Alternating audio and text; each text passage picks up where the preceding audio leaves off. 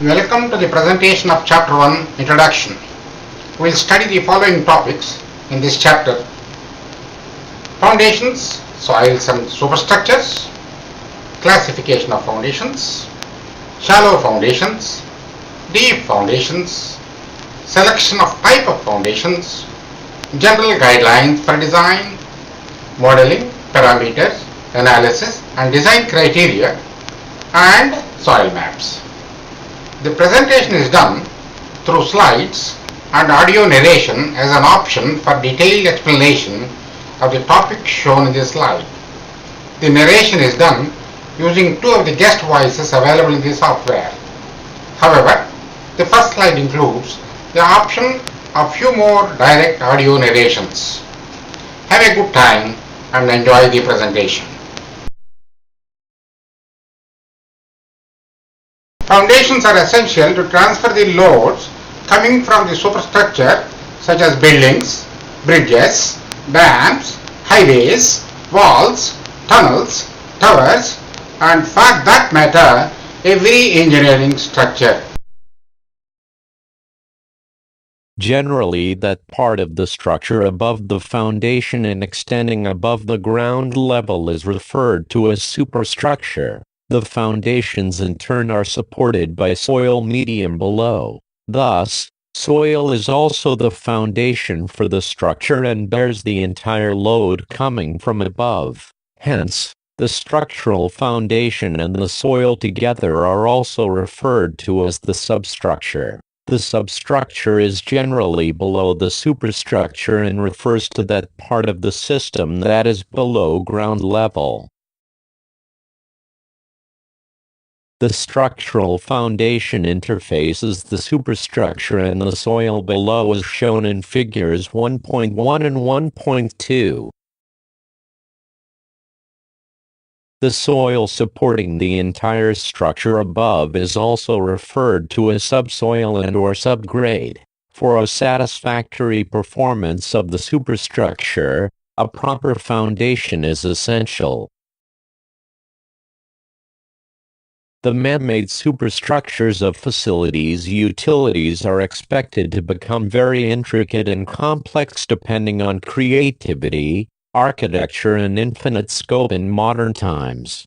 However, the soil medium is Mother Earth, which is a natural element, and very little can be manipulated to achieve the desirable engineering properties to carry the large loads transmitted by the superstructure through the interfacing structural foundation, which is usually referred to as foundation. Further, almost all problems involving soils are statically indeterminate. Lamb and Whitman, 1998, and soils have very complex behavior.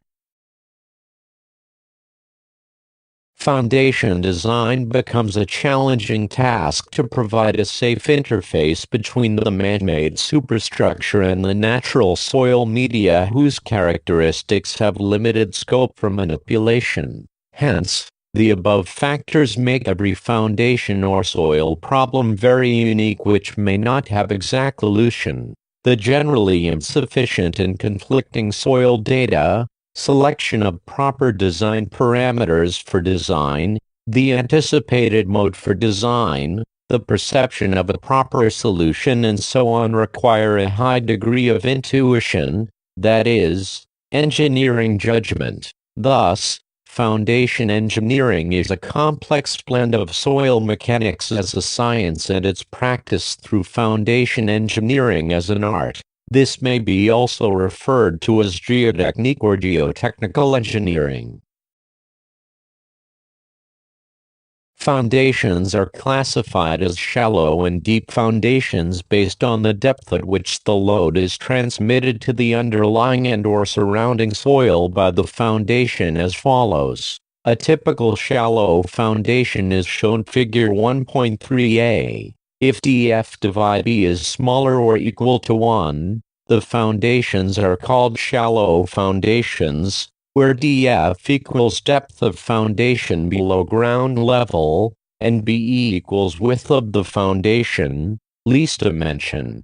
Common types of shallow foundations are continuous wall footing, spread footing, combined footing, strap footing, grillage foundation, raft or mat foundation, and so on. The shallow foundations are thus used to spread the load pressure coming from the column or superstructure, which is several times the safe bearing pressure of supporting soil, horizontally, so that it is transmitted at a level that the soil can safely support. These are used when the natural soil at the site has reasonable safe bearing capacity, acceptable compressibility, and the column loads are not very high. A typical deep foundation is shown in Figure 1.3b. If dF divided B is bigger or equal to 1, the foundations are called deep foundations, such as piles, drilled piers, caissons, well foundations, large diameter piers, and pile raft systems. Deep foundations are similar to shallow foundations, except that the load coming from columns or superstructure is transferred to the soil vertically. These are used when column loads are very large, the topsoils are weak, and soils with a good strength and compressibility characteristics are at a reasonable depth below ground level. Further, earth-retaining structures are also classified under deep foundations. While engineering judgment and cost play a very important role in selecting a proper foundation for design, the guidelines given in Table 1.1 can be helpful. Following broad guidelines may be useful for foundation design and construction, depending on site. 1. Footings should be constructed at adequate depth below ground level to avoid passive failure of the adjacent soil by heaving. 2. The footing depth should be preferably below the zone of seasonal volume changes due to freezing, thawing, frost action in groundwater, and so on. 3. Adequate precautions have to be taken to cater for expansive soils causing swelling pressure, upward pressure on the footing. 4. The stability of the footing has to be ensured against overturning, sliding, uplift, flotation, tension of the contact surface, base of the footing, excessive settlement and bearing capacity of soil.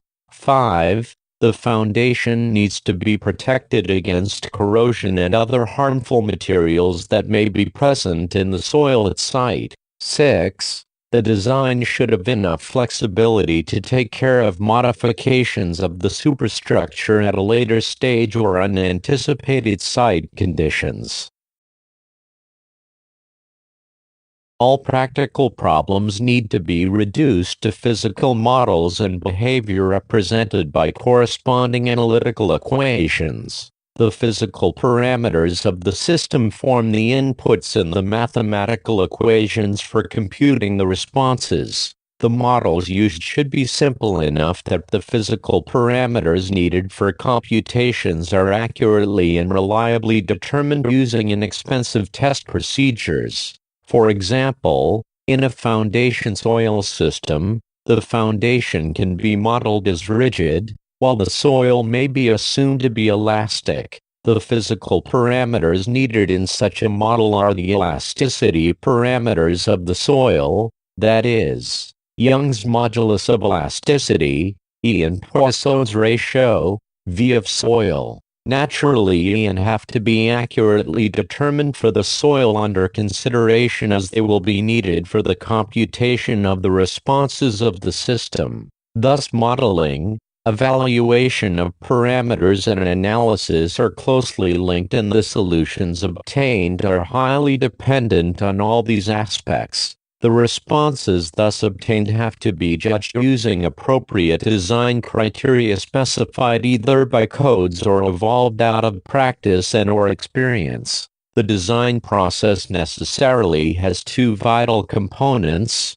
namely the methods of analysis and experimental data, which have to be integrated with them to yield accurate results. However, Both the methods and data depend entirely on the mechanism chosen for mathematical idealization of the system components. At this juncture, engineering judgment and experience is very useful. It may be noted that optimum accuracy in analysis and design can be achieved only by properly matching the data and analytical methods used. It is also obvious that any improvement either in the data alone or any sophistication in analytical methods alone can even reduce the accuracy of the results' predictions.